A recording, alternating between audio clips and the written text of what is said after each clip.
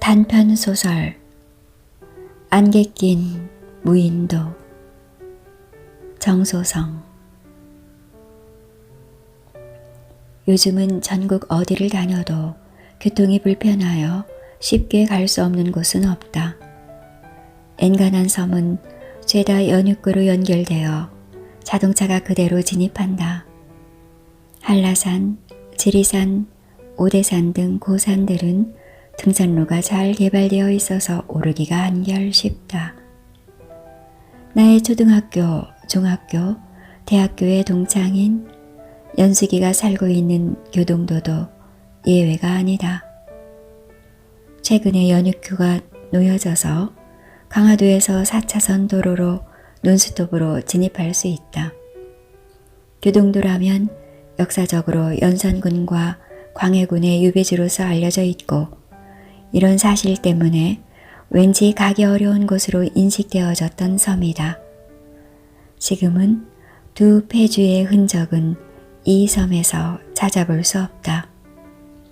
사람은, 특히 남자는 자기에게 부과된 일생을 영위함에 있어서 과단성이 있어야 하고 그것은 이끌고 나가는데 줏대와 끈질김이 있어야 한다.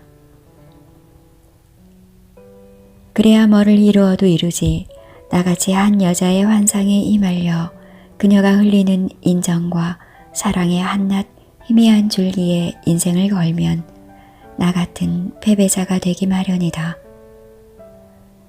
인생의 황금기는 60세부터 75세까지라고 하지 않았나.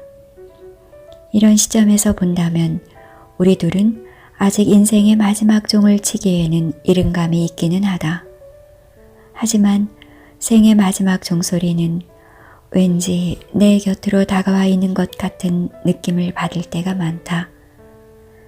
이 종소리의 존재와 가치 같은 것을 어렴풋이 느끼기는 하지만 그것이 나에게 특별한 의미를 가지고 나로 하여금 연숙을 향해 무슨 획기적인 행동을 하도록 하는 구실을 제공하지는 않는다. 더 늙기 전에 그녀를 나의 것으로 만들어야 한다는 생각에 시달릴 때도 있다. 그러나 나는 이내 고개를 좌우로 흔든다. 아무리 오랜 세월 동안 연인으로서 그녀를 사랑하고 수많은 대화를 나누었다고는 하지만 나는 정말 연숙을 차지할 수는 없다는 좌괴감을 떨쳐버리지 못하고 있다. 연숙이가 아무리 내 품에 안겨 땀을 흘려도 결코 먼 허공을 향하는 그녀의 시선을 나의 가슴만을 겨냥하도록 만들 수는 없다는 사실을 깨닫고 있다. 그것은 에우라지 한영구 때문이다. 영구는 나와 동년배이고 초등, 중등, 대학의 동기생이다. 내가 느끼는 영구는 모든 분야에서 언제나 한 수 위인 아이라는 사실이다. 어느 분야에서도 내가 영구보다 한 수 위라는 사실을 느낀 적은 거의 없는 친구이다. 지적인 능력도 뛰어나고 무엇보다도 강철 같은 몸을 가지고 있어서 원력도 내가 도저히 감당하기 어려운 자식이다. 영구는 물개라는 별명을 가지고 있는데 그는 바다에 뜨면 적어도 백리를 헤엄칠 수 있다는 도저히 믿을 수 없는 풍문이 있다. 그는 가슴팍의 양쪽 갈빗대의 아래가 기이하도록 돌출하여 마치 물고기의 아가미 같이 보인다. 그가 헤엄을 칠 때면 이 가슴팍 아가미가 마치도 물고기의 그것과 같이 규칙적으로 상하 운동을 하여 무지하게 많은 산소를 들이킨다는 것이었다. 영구가 바다의 백리를 헤엄칠 수 있는 것이 이 아가미 가슴팍 때문인지 확연히 알 수 없다. 의료진의 확실한 진단을 받아본 적은 없다. 보통 사람들은 흔히들 심리를 헤엄치기도 어려운데 백리라니 믿어지지가 않지만 사실이었다. 영구는 이 아가미 가슴팍 때문에 백리를 헤엄치는 것이 아니라 한번 잠수를 하면 무리로 코를 내밀지 않고 1시간 이상을 수중에 지체할 수 있다는 것이다. 즉, 그는 헤엄에 있어서는 주인이라 할 만하다. 이런 심상치 않은 능력을 가진 영구가 영숙의 영혼을 그려잡고 있는 것이다. 그가 동장들의 시야에서 사라진 것은 5.16 군사혁명이 일어나고 난 후였다. 군사혁명이 일어나고 난 후에는 뭐니 해도 길거리에서 데모대의 모습을 볼 수 없게 되었다. 군사혁명 몇 해 전, 그러니까 4.19 학생혁명 이후에는 자유의 물결이 넘쳐 길거리는 데모대로 넘쳐났다. 하물며 초등학교 학생들도 학교에 미리 짜여진 시간표에 의한 강제적인 수업을 받기 싫다고 데모를 하는 판이었다. 어느 선생님을 쫓아내라고 데모를 했을 정도였다. 거리에는 어린 학생들의 데모 행렬만이 넘쳐나는 것이 아니었다. 자유당 정권에 진보당 일망타진 이후에 숨을 죽였던 좌파 정권들이 기지개를 켜고 우후죽순처럼 모습을 드러냈다. 당시의 좌파 정권이란 오늘날의 그것과는 양상이 달랐다. 그들은 어느면 순수한 학문적인 정의 좌파 정권이었다. 즉, 칼 막스적인 이론과 실제에 있어서 러시아 혁명을 성공시킨 레닌적인 요소가 강했다. 당시 한국의 좌파를 이끌었던 지도자들은 일본이나 중국에서 공산주의를 공부한 사람일 경우가 흔했다. 어린 영구가 은근히 좌파적인 경향으로 흐른 것은 참으로 우연이었다.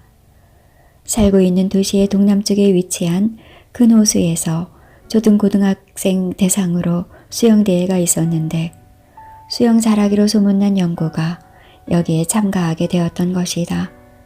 중학생 때였을 것이다. 영구는 이 대회에서 중학생이면서도 고등학생부까지 포함해서 우승을 하였다. 우승도 너무나 월등한 성적이었다. 즉, 그 호수를 열바퀴 도는 시합이었는데 그는 뒤따르는 다음 주자를 2바퀴 이상 추월하여 골인했던 것이다. 워낙 장거리라 다들 숨이 차서 헐떡거리는 모습으로 수영을 했으나 영구의 경우는 아무런 거리낌 없이 쭉쭉 기이할 정도로 그야말로 미끄러지듯이 앞으로 나아가기만 했다. 이 신기한 모습을 바라보던 관람객들로부터 오래같은 박수가 터져나왔다. 문제는 시상식에 있었다. 우승자의 트로피를 준 사람은 정치인 서씨였는데 이런 자리에 어울리지 않은 사람이었다. 이런 자리에는 일반적으로 정치인을 모시지 않는 것이 통례로 되어 있었다. 더군다나 그는 좌파 정치인이었다.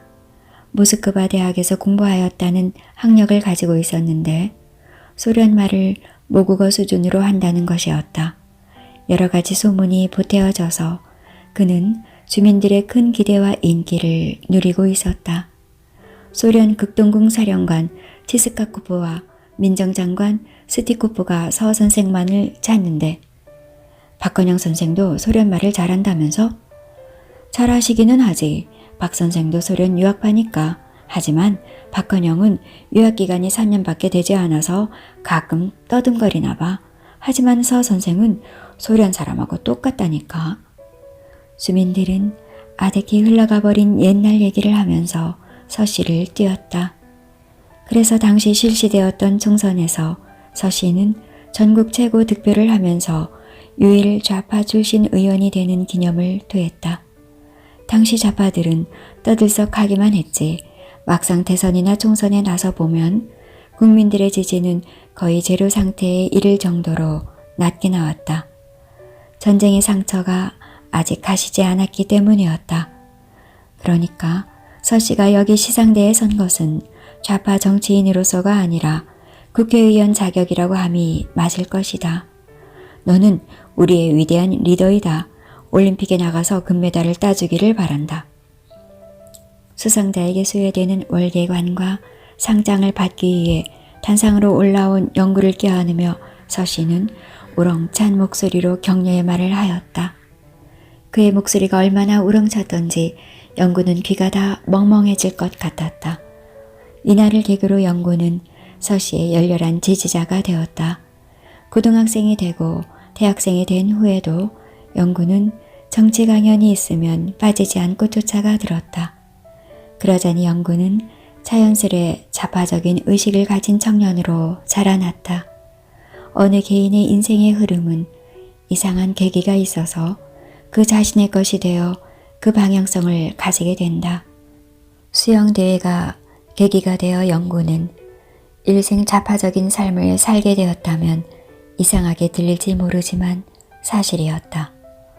영구의 이런 수영 솜씨는 인기 절정의 좌파 정치인 서씨의 이목을 끌었을 뿐만 아니라 같이 다니던 학교의 범위를 넘어 이 도시 전체적으로 가장 아름다운 학생으로 소문난 연숙의 관심을 끌었다.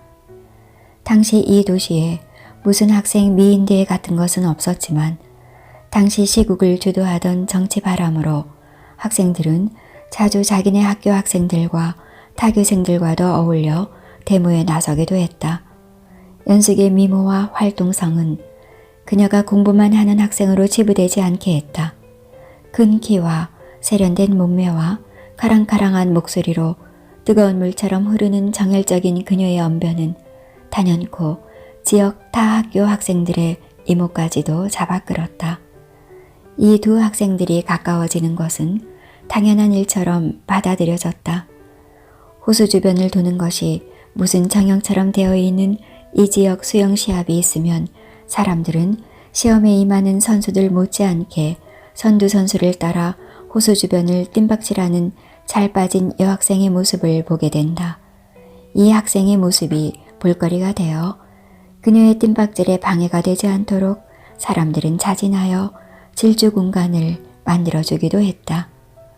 물론 이때 수영 선수는 영구이고 질주자는 연숙이다.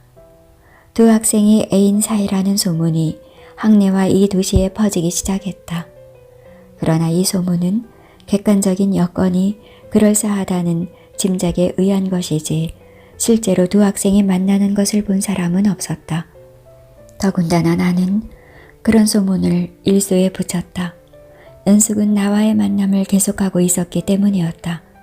우리는 비록 중학생이었지만 만날 때마다 어설픈 어조로 우리 사이의 친밀감을 다짐했다. 야, 연숙아, 너 영구하고 친하다는 소문이 있어. 알고 있지? 이번에도 자식을 따라서 뛸 거야? 무슨 걱정이야. 우리는 약속했잖아. 같은 대학에 진학하자고. 뭘 더 말해. 이상한 소문이 도는 거니까 하는 소리지. 소문은 그냥 소문이야. 내 마음속에는 너밖에 없어. 너가 그쪽으로 쏠릴까봐 걱정이야. 참, 나를 왜 믿지 못하지? 그럼 이러면 돼? 연숙은 주변 눈치를 살피고서는 나에게로 다가와서 나의 입술에 자기의 것을 살짝 갖다 대었다가는 떼었다. 우리 약속하자. 그 소리 벌써 몇 번째야, 이 바보야. 나는 영구같이 무슨 특출한 재능이 있는 학생이 아니었다. 그래서 여학생들에게 그렇게 인기가 있는 편이 아니었다. 그러나 주변 사람들은 나를 주목했고 연숙이 역시 나의 이런 장점을 크게 사주고 있었다. 그것은 나의 학업 성적이었다. 나는 입학 때부터 수석을 단 한 번도 놓친 적이 없었다. 그래서 어린 나에게 벌써부터 고시 합격생의 레테를 붙여주었다. 당시 학교에서는 서울 모 대학 법대에 합격하여 고시에 합격하는 것을 제일로 쳐주는 분위기가 있었다. 똥구두시는 대학생이 일거의 판사 검사가 되는 것이다. 우리 3명의 아이들은 고등학교를 각기 진학했다. 가장 감성이 민감해지는 17, 18, 19세를 다른 공간에서 보낸 것이다. 그래서 서로가 어떻게 변했는지 잘은 모른다. 각자의 대학 입시 준비에 바빴기 때문이었다. 그런 아이들은 기이하게도 서울의 같은 대학의 학생이 된 것이다. 둥승동에 위치한 M대학이다. 그 사이 전국은 급변하여 군사정권이 들어서 있었다. 군사정권은 자기들 집권의 정당성을 보여주기 위해 경제건설에 매진해서 상당한 업적을 쌓고 있었다. 이들에게는 산업을 일으켜 세울 자본이 필요했고 해결의 한 가지 수단으로 민족의 원수인 일본과 화해하고자 했다. 그들의 자본이 필요했던 것이다. 그러나 두 나라의 화해를 반대하는 국민 감정은 완강했다. 국민들은 일본을 원수로 생각하고 있었다. 무력으로 우리나라를 굴복시켜 자기 나라로 만들고 철저한 통합정책으로 일체화를 시도했기 때문이다. 다시 말해 지구상에서 조선민족의 흔적을 지우려고 했다. 말은 일본말로 바뀌고 있었고 이름은 일본식으로 한자 네자로 변했다. 반일 감정은 대학생 사회에서 훨씬 더 강했다. 그들은 학교에 데모하러 왔고 단식하러 규정을 지켰다. 죽으면 죽었지 일본하고는 화해할 수 없었다. 그래서 그들은 동부 강의동 전체를 단식장으로 변형해서 불철주야로 단식 투쟁을 했다. 때는 6.25 사변이 휴전된 후 10년에 접어드는 1963년이었다. 그래서 6.3 데모라는 말이 생겨났다. 점심을 제대로 먹는 학생이 드물었고 교복은 군복 물들인 검은 작업복이 일반적이었다. 신발은 똥구두라 하여 군화를 그대로 신고 다녔다. 서울 소재 고교에서 진학한 학생들은 이 정도의 형편은 아니었지만 시골에서 올라온 학생들의 처지는 난처했다. 잘 곳이 없어 대학의 강의동에서 자기가 흔했다. 5, 6월에도 누런 국방색 오버를 입고 다니는 철학과 학생이 있었다. 그의 별명은 디오게네스였는데 그가 철학과 학생이었기도 했지만 그의 기행을 풍자하기 위한 학내의 여론이었다. 그가 나타나면 다들 박수를 치며 하하거렸다. 그러나 그는 사실 잘 데가 없어서 강의실에서 밤을 지새우고 온몸을 녹이기 위해 그 두터운 오바를 입고 다닌 것이었다. 단식 학생들 중에는 탈진하여 학교 건너편 대학병원으로 실려가는 학생들이 속출했다. 단식 학생들은 하나의 교실에 집결했다. 어느 날 밤 단식으로 정신이 혼미하던 연숙은 자신의 몸을 흔드는 부드러운 손길을 느꼈다. 누구야? 나야, 사회학과 연구. 너도 힘들 텐데. 이거 교수님이 주셨어. 자. 연구는 부드러운 촉감의 종이 봉지를 연숙이 코앞으로 디밀고 사라졌다. 빵 봉지였다. 투쟁하려면 먹어야 한다던 고 교수님 생각이 났다. 고 교수는 학생들의 투쟁 현장에는 결코 나타나는 법이 없었지만 가까이 지내는 남학생들을 통해 단식 현장을 잘 파악하고 있었다. 그리고 그때그때 처방전을 내렸다. 미국 유학파인 그는 철저한 친미주의자지만 때에 따라서는 반미적인 언행을 하여 아리송한 입장을 가지고 있었다. 그러나 그는 인기 절정의 교수였고 그가 강의 외의 특별 강연을 할 때는 학생들이 본부 광장을 꽉꽉 채웠다. 당시 나는 정치학과 학생이었으나 이 대학이 궁극적으로 지향하는 학자 양성에 진력하기보다는 고시 공부에 전력 투구했다. 고시에 합격하여 가난으로 고생하시는 부모님을 구해야 한다는 신조가 확고했다. 과연 나는 주변인들의 기대를 저버리지 않고 대학교 4학년 때 재학생의 몸으로 고시에 합격하는 기염을 토했다.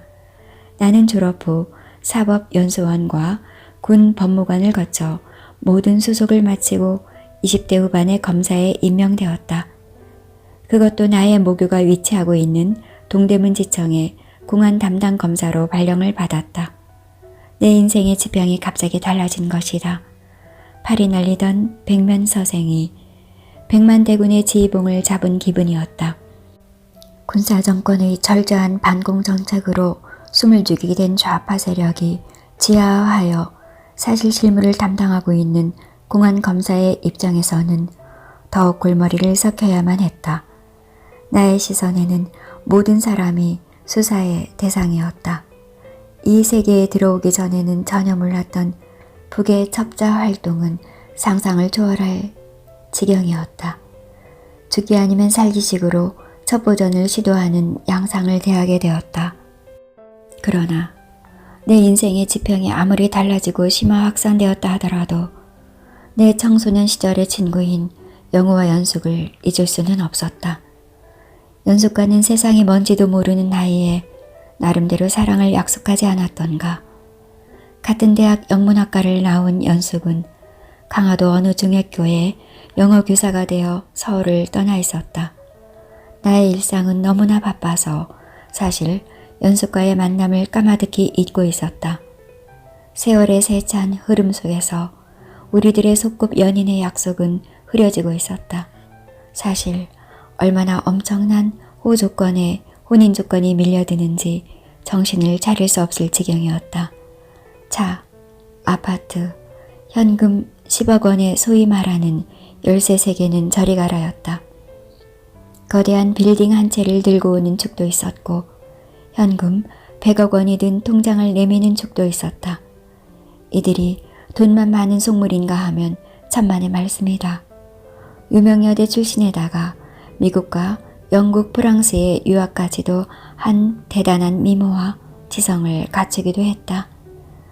그러나 나는 나를 만나려는 중신아비들의 내 사무실 출입을 엄격히 통제했다. 그것은 내가 뭐가 잘나서가 아니었다. 나의 영혼 속에 깃들어 있는 어린 시절의 소꿉 연인인 연숙의 모습 때문이었다. 그러나 나는 30을 훌쩍 넘는 나이가 되었으나 부모님들의 걱정을 익히 알고 있으면서도 나의 결혼 문제를 무작정 뒤로 미루고 있었다. 마침 우리들이 공부한 모교인 그 대학에 소위 말하는 인혁당 사건이 터져 담당 지역의 공안 담당 검사로서 할 일이 너무나 많았다. 상부에서도 과중한 업무를 감안하여 담당 검사를 5명으로 늘려주었다.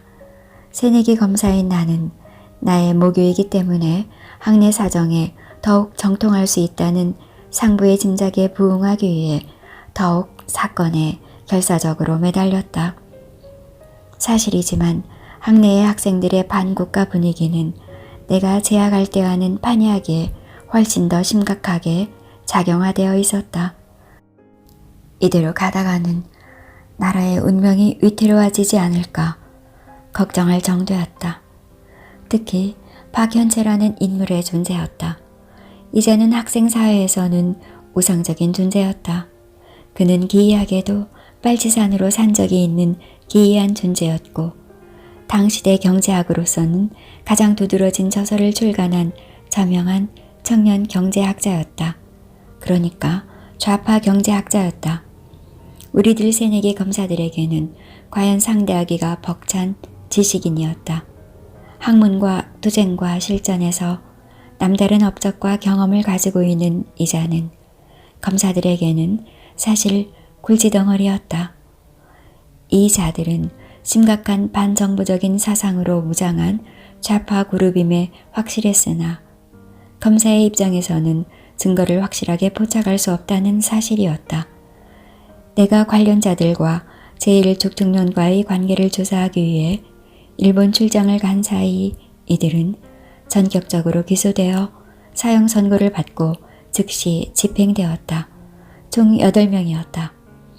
이들 대부분은 나와 동년배였고 학창시절 같이 공부하고 자취방을 나누어 쓰던 아구들이었다. 나의 정신은 그렇게 상태가 되어 정상적인 기능을 잃어버린 것 같았다. 사람이 언제나 멍한 표정을 벗어나지 못하는 바보꼴이 되었다. 나는 장가도 안 간 나를 파멸의 길로 계속 빠지게 내버려 둘 수 없다고 다잡았다. 나는 무엇보다도 나를 이 절망의 구렁텅이에서 구해내려면 이 동대문 지역에서 벗어나야 했고 가정을 만들어 심신의 안정을 기해야 한다고 결론을 내리고 즉각 행동에 나섰다. 그러나 상부에서는 나의 타 지역으로의 전보 신청을 받아주지 않았다. 근무 성적이 좋다는 이유였다. 상하 관계가 엄격한 조직이라서 명령에 복종하는 수밖에 없었다. 결혼 문제를 해결하는 방법은 비교적 간단하리라 믿었다. 나는 거의 언제나 나의 일생의 배필로서 연숙을 염두에 두고 있었다. 다만 최근 몇 년간 그녀를 자주 만나지 않았을 뿐이었다. 한편으로 야속한 마음도 들었다. 내가 이렇게 복잡한 공안 문제에 뛰어들어 심신이 녹초가 될 정도인데 자기는 편안한 영어 선생 노릇을 하면서 어떻게 전화 한 통이 없을 수 있는가 하고 섭섭한 마음이 들기도 했다. 사실 나와 연숙과의 사이에 무슨 구체적인 어떤 약속이나 행위 같은 것이 없기는 하다. 다만 청소년 시절에 소꿉 장난식으로 사랑을 약속한 것이 전부다. 고등학교 시절에는 입시 준비에 전력하였고 나의 경우 대학생 시절에는 고시 공부에 온 힘을 기울였다. 잠시의 방심도 허락하지 않았다.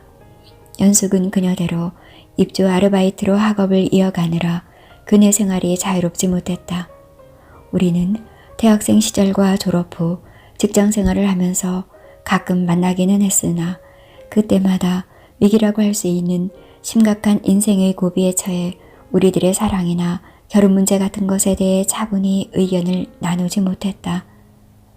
상대방에 대한 지나친 믿음도 한 가지 이유가 되었다. 우리는 언제든지 마음만 먹으면 식을 올릴 수 있다는 자신감 같은 것이 있어서 오히려 이를 미적거리는 결과를 낳았다. 결심을 굳힌 나는 즉각적으로 행동에 옮겼다. 나는 수첩에 적혀있는 연숙의 전화번호로 전화를 걸었다. 웬 여자가 전화를 받는데 분명 연숙의 목소리가 아니었다. 이 전화번호 최근에 바뀌었습니까? 아니요, 바뀐 지 2년 넘었어요. 혹시 이 전화번호 전 주인의 연락처 같은 거 모르십니까? 알 턱이 없죠. 거기 지역이 강화도인 거 확실하죠? 그래요, 전화 끊어요. 나는 내가 무슨 이유를 대더라도 너무 오랜 세월 동안 연숙을 찾지 않은 나 자신을 탓할 수밖에 없었다. 변명 같지만 격동하는 한국 사회에서 공안검사의 일상의 삶이 얼마나 숨가쁘게 돌아가는가를 내세우고 싶다. 그것은 결국 남한 사회로 침투해 들어와서 활동하는 북한 측의 공작이 그만큼 격렬하다는 의미이다. 저들은 자유민주주의의 바탕을 둔 대의 정치 체제가 아니다. 당 독재 혹은 1인 독재 체제로서 당과 수령의 명령에 의해 일사불란하게 움직이는 전체주의 사회이다.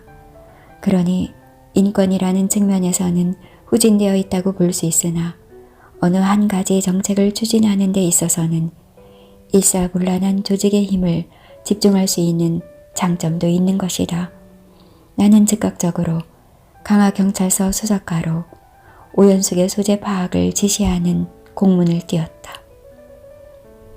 강화군 양사면 북성리 128번에 오연숙이 주민등록이 되어 있지만 사람이 살지 않은 지 2년 가까이 되었으며 주거자가 어디로 옮겨갔는지 알 수 없음.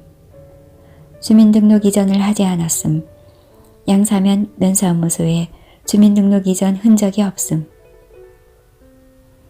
나는 이 회신을 받고 아연실색했다. 물론 어떤 사건의 피의자가 아닌 연숙의 소재를 수사적인 관점에서 지시한 것은 아니었다. 그러나 답시는 기이한 냄새를 풍겼다. 이 지역에 사는 사람들은 뭔가 확실한 증거는 없지만 눈앞에 펼쳐져 있는 바다 건너 북의 땅과는 심리적으로 연관되어 있다고 보는 경향이 있다. 걔 눈에는 똥밖에 보이지 않는다고 내가 공안검사라는 직업인이라 그런 것일까? 나는 별별 생각을 하면서 직접 연숙을 찾아 나섰다. 나는 바닷가 둔덕에 쓰러질 듯이 서 있는 여인숙에서 하룻밤을 지새우면서 사복들과 정복 한 명을 주의하여 오연숙의 행방을 찾았다. 면사무소 쪽으로는 주민등록이 옮겨간 흔적이 없어서 단서가 잡히지 않았다. 우리는 연숙이 근무했다는 중학교를 주목했다. 이 학교에서도 연숙의 흔적은 묘연했다. 학교에 나오지 않은 지 2년이 되었다는 것이었다. 나는 뒷일을 강화군 경찰서에 맡기고 귀경했다. 시국이 그만큼 급박하게 돌아가 공안검사를 개인적인 일에 이틀 이상 매달리게 버려두지 않았다. 나의 직장이 동대문 지청에서 중앙지청으로 전보 발령되었다. 그야말로 공안 전담 검사가 된 것이다. 공안검사의 책무란 한마디로 말해 끊임없이 시도되는 북의 대한민국 적화 작업을 저지하는 일이다.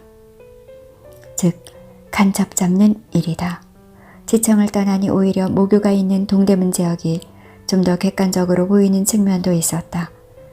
나는 지청을 떠난 첫 작업으로 모교의 고 교수에 대해 전력 투구할 수 있었다. 어떤 나름대로의 심증은 있었지만 증거가 없어서 주춤거리던 자세를 바로잡았다. 아무리 모교이고 은사님이지만 이제는 검사 대 간첩의 대결인 것이다. 돌이켜 생각하면 수업 시간이나 일상의 대화에서 고 교수의 발언은 순간적으로 학문의 강의 범위를 벗어나는 수가 있었다. 미국 놈들이 버리는 깡통이나 핥아먹는 놈들, 이 땅에서 쓸어버려야 한다고. 이런 말들은 교수가 학생에게 할 말은 아니었다. 그러나 고 교수는 이런 말을 학생들에게 수시로 했다. 중후심의 촉발을 시도하는 언사라고 하지 않을 수 없었다. 나는 수의실에 유언을 수의로 위장하여 배치하고 고 교수의 동태를 살폈다. 그를 찾아오는 외방인만을 체크하는 것이 아니라 고 교수가 혼자서 학교에서 만나는 사람들도 체크의 대상이 되었다. 그는 연구실보다는 학교 주변의 밥집에서 사람들을 만나고 있었다. 나는 몇 가지 확증을 잡은 후 고 교수를 검거했다. 그분은 대법원까지 가는 법정 투쟁을 벌였으나 결국 고정간첩으로 유죄 판결을 받았다. 모교 교수들 중에는 공산주의 사상을 가지신 분들이 몇 분 있었다. 일제시 일본에서 공부를 하신 분들인데 이분들의 공산주의 사상은 일제의 민족 말살 정책을 극복하는 수단으로서 막스와 레닌의 사상과 힘을 빌리고자 하는 데서 기인하고 있었다. 대학에도 정치가 있었다. 이들은 주로 학생들의 자치기구인 학생회를 중심으로 이루어졌다. 건국 후 수십 년간 지속되던 학도국단이 회체되고 학생들의 자치기구 구성이 허락되었다. 여기서 생긴 것이 전대협이다. 이들은 학생다운 열정이 북받쳐 대한민국이 처한 엄정한 외교적인 여건과 안보적인 어려움을 외면한 채 북과의 연방정부를 통한 통일을 주장했다.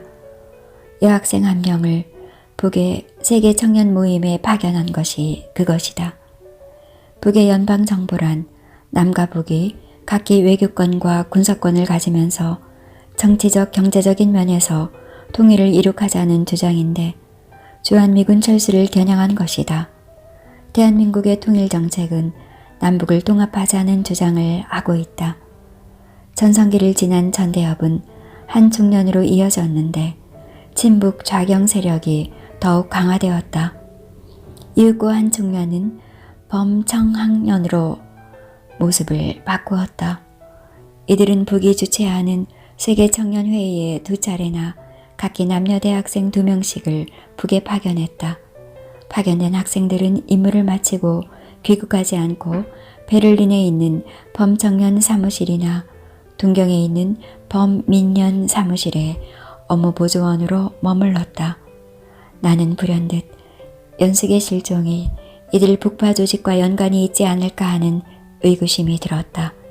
나는 당시 39비를 넘어 33살의 노총각이 되어 있었다. 그러나 나의 연숙에 대한 연모의 정은 조금도 변하지 않아서 극비에 파견한 수사요원으로부터의 어떤 첩보를 기다렸으나 무소식이었다. 어느 날 신문을 뒤적이다가 눈에 띄는 낯익은 이름이 있어서 유심히 살폈다. 한영구라는 이름이었다. 대학의 동기생이었다. 설마 하는 마음으로 기사를 읽어보니 분명 중마고우 한영구였다. 한영구는 평양에서 개최된 세계청년 대학생 대회에 대한민국 대표로 파견된 2명 가운데 1명이었는데 대회가 끝나고 귀국하지 않고 베를린 범청년 사무실 사무원으로 머물다가 최근 북한으로 귀화했다는 것이었다. 베를린과 동경의 범청년 사무실이란 자국과 외국과의 문화교류를 위장한 북의 국제기관이었다.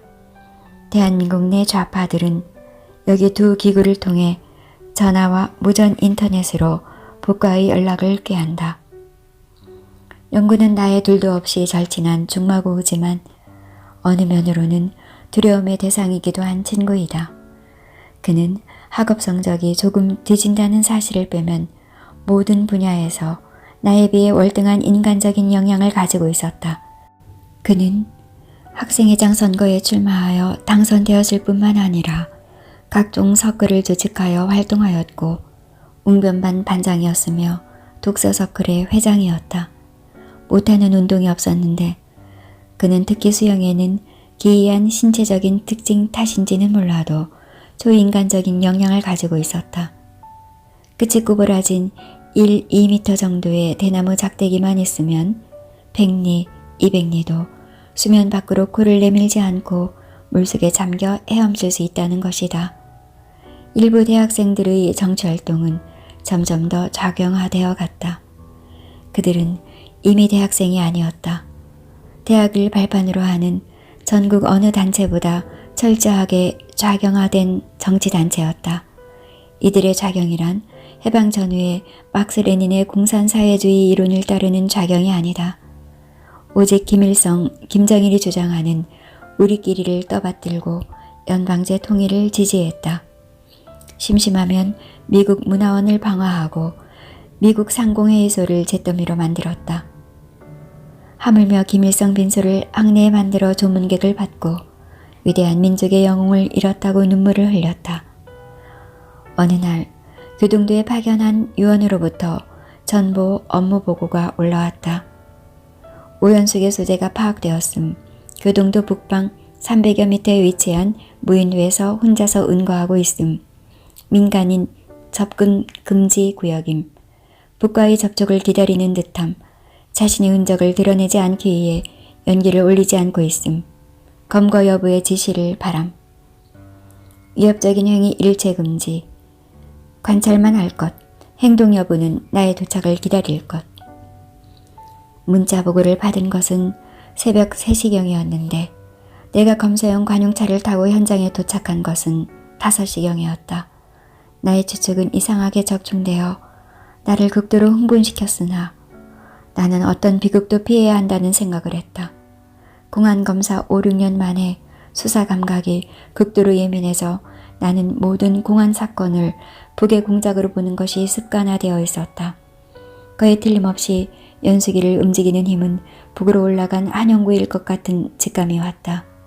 학업 성적 빼고는 나의 모든 것을 확실히 조언하는 인간적인 역량을 가진 연구가 아니었던가. 그는 연속을 차지하는 경쟁에서 나를 제친 것 같은 느낌이 강하게 왔다. 무인도가 조망되는 해안 언덕에 우리는 자신들의 모습을 은폐하고 접근하여 마침 큰 바위 뒤에 모습을 감췄다. 망원경으로 무인도가 잡혔으나 안개가 너무 짙게 깔려 윤곽이 흐렸다. 과연 조막으로 가려진 동굴로 드나드는 인적이 보였다.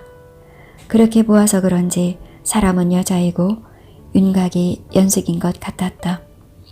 여자는 초췌한 모습이었으나 연숙의 늘씬하고 잘 빠진 외모를 그대로 유지하고 있었다. 그때였다.